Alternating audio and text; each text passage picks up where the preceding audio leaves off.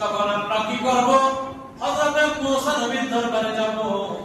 মুসা নবীও বলবে আজকে আমি তোমাদেরকে কোনো কিছু করতে পারবো না। হযরত ইব্রাহিম নবীর কাছে যাব, হযরত ইদ্রিস আলাইহিস সালামের দরবারে যাব, এক একজন নবীর কাছে যাব। একজন নবী আরেকজন নবীকে দেখাই দিবেন। শেষ পর্যন্ত আমরা সিদ্ধান্ত নিব, মানুষ সিদ্ধান্ত নিবে।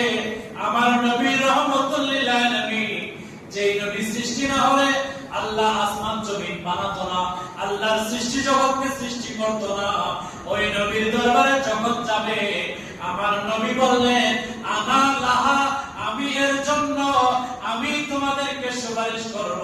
চিৎকার দিয়ে বলুন সুবহানাল্লাহ। আমার নবী বললেন ও আমার উম্মতরা, তোমরা আমার কাছে আগমন করেছো, আমি তোমাদেরকে সুপারিশ করব।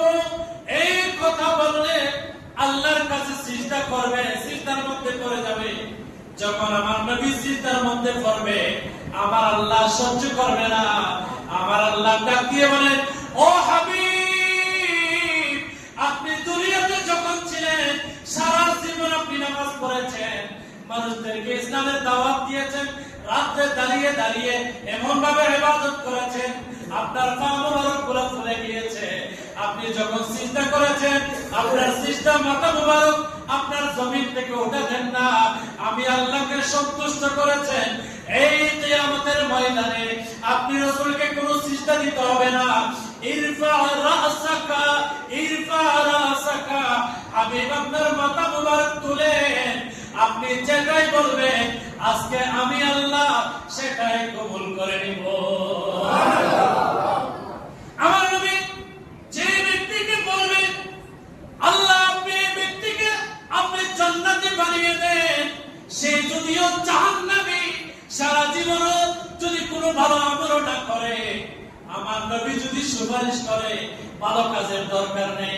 আমার নবীর জবান মুবারক আল্লাহ রক্ষা করতে গিয়ে আপনি জাহান্নামী হলো, আমার আল্লাহ আপনাকে জান্নাতি বানিয়ে দিবে। আমার নবী কেন সুপারিশ করবেন? নবীর প্রতি ভালোবাসা থাকলে না সুপারিশ করবে, ঠিক কিনা বলে?